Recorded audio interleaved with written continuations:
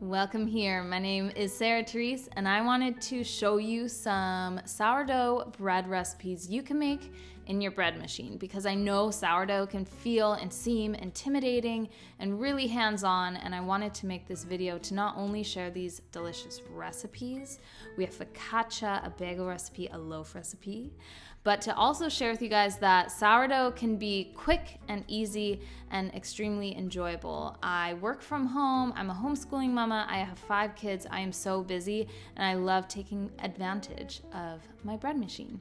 The first recipe we are starting is focaccia. This is what you will need: 1.5 cups of water, 1 cup of bubbly active starter. I feed my starter in the morning, so by the time of about 9 p.m. when I am making this bread, and this is the same for all my recipes, it is nice and active for me to use. 4.5 cups of flour, 2 teaspoons of salt, and 2 teaspoons of any sweetener. You can use brown sugar like me, you can use honey. If you use honey, make sure you plop it into the wet ingredients before you add in your dry. You can use organic cane sugar. I really like using brown sugar in this recipe. You're gonna put it into your bread machine. If you have the KBS bread machine like me, you're gonna put it on number 12. If you have another bread machine, you can still use this recipe. You're just looking for a cycle that is going to knead and rise your dough a few times. I do this at, again, 9 p.m. So I put it all together, go to sleep. My bread machine will be done before I wake up, but this is giving my bread time to sit in the machine, properly ferment, and then I can go about using it. It will also have that sourdough tang the longer you let it sit. You do not want to let this sit too long because it will over ferment. If you feel like you're getting to that point, go ahead, put it in a bowl and put it in the fridge until you plan on starting the next steps. If you don't know what over fermented bread looks like or feels like, it's basically going to be a little too runny, too sticky. It's going to lose shape. This focaccia is very gracious though, and I find that I can let it sit at room temperature pretty much until I need to use it. I do like to remove it from the bin and let it sit on the counter for an hour or so, just to really let it flatten out a little bit, since that bin will shape it oddly, you could say. But I let it sit there, and then I'm going to make it into a proper flat bread. I just use my fingers. I'm not going to roll this out. I want to keep it quite airy, but you will get a lot of gas bubbles that I do like to pop, as you can see here. I put it onto a small pan that's lined with cornmeal. You can grease it if you're not a cornmeal person, but you do need something that's going to act as a barrier between the bread and the pan itself. Now, this is such a fun part. You can top it with whatever you like. I really enjoy olive oil, garlic, parsley, and rosemary. If you like cheese, you can put cheese on here. If you like a sun-dried tomato or cherry tomato, go ahead and do that here as well. You're gonna bake this at 400 for about 18 to 20 minutes. And once it's brown and kind of bubbly, you know that it's ready.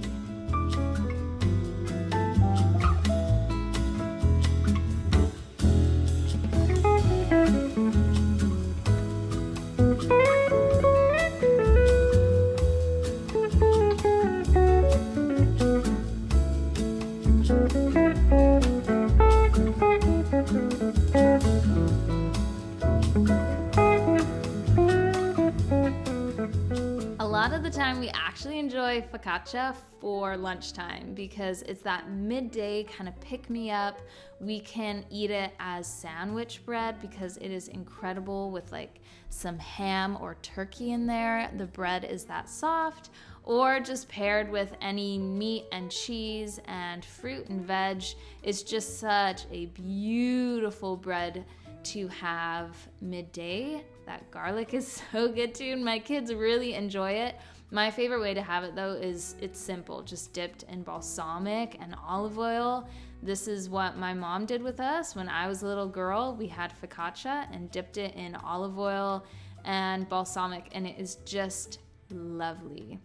Next, this is later. You can see the clock says 10:30, and I'm gonna get started with some bagels. You don't have to start your bread at 10:30. You can start it at 8, you can start it at 9. It just so happens here, I'm starting it at 10:30. For your bagels, you're gonna need 1 1/4 cup of water, 3/4 cup of starter, 3 tablespoons of sugar, 2 teaspoons of salt, and 4 cups of flour. So let's just talk a little bit about bread machines here. So basically, a bread machine is going to knead and rise your dough, so you don't have to worry about that. Certain bread machines will also bake dough for you. This machine does that. Most machines do that. My machine can also make jam and yogurt, which is a very cool option. This is a machine that is not cheap. Let me just tell you that right now. This machine cost me about $200. I make all my own bread, so it's very much worth it, but still obviously costs quite a bit. My previous bread machine I had for about 7-8 years, and it's a $60, $70 machine, even cheaper. They are both awesome. I wanted to go for this one because of the extra options, because of how often I use it, and also of the ceramic lining in the bin itself instead of Teflon. But I will link both this one and my previous one down below. I honestly highly recommend both. So in the morning, your bagel dough is going to be risen but hard, and usually it will have some sort of a crust on top. Wet your hands, remove the dough from the bin, and wet the top of the dough and just kind of really work it into it. You don't want to knead it, you just want to encourage some moisture on the top. And now we're going to actually make our bagels. So I'm going to divide it into 8 and roll each section into a log. This doesn't have to be perfect. It doesn't have to be exact. You just want something that's kind of rough. You're gonna cover it with a damp towel for about 15 minutes. While that is sitting, boil some water. So into a pot, I have water. I'm gonna add in a big scoop of brown sugar to my pot and bring this to a boil. This is what we will be boiling our bagels in.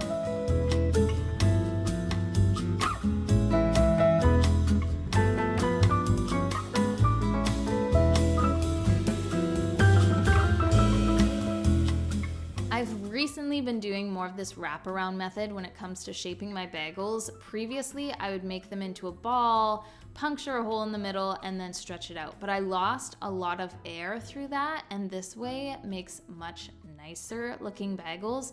So I'm pretty much going to gently roll it out again, wrap it around my hand, take the ends, kind of pinch them together, even wrap them around themselves, and I find that works really, really well and always gives me beautiful bagels. I have a sheet lined with cornmeal.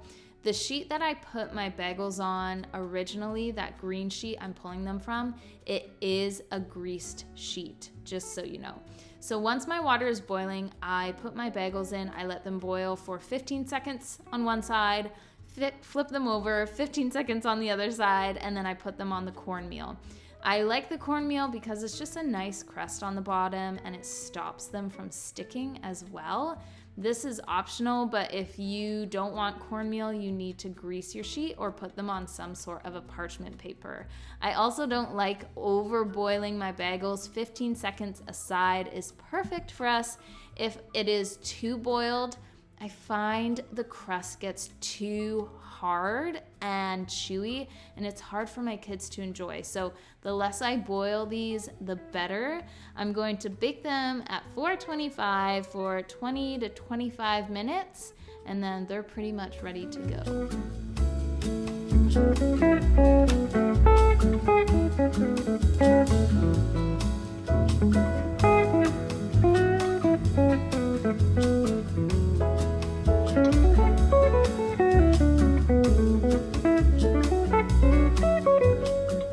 Bagels have always turned out beautiful for us. We all enjoy it, including the kids. I like to keep these at room temperature for about 4 to 5 days. After that, chuck them in the fridge. I freeze them as well, and to reheat them, just pop them in the toaster and they are ready to go. And I didn't say previously, but the focaccia, if you do have leftovers, put that in the microwave, heat it up. It tastes better warmed up. Next, we're gonna go on to a loaf. This loaf, I usually weigh the ingredients, but I had some requests from you guys in my DMs to do a loaf recipe that is with measurements and not with weighing the ingredients. So I hope that you guys like this. It needs 1 1/4 cup of water, 1 cup of starter, 1 1/2 tablespoons of olive oil that's gonna help really soften it, 3 1/2 cups of flour, 1/4 cup of sugar. If you're using honey, just make sure you put it in with the wet ingredients before you add in your flour. And then 1 1/2 teaspoons of salt. This loaf is soft, it's delicious, it's so hands off. You feel like you're cheating, but you are getting that delicious sourdough loaf with very minimal work and effort.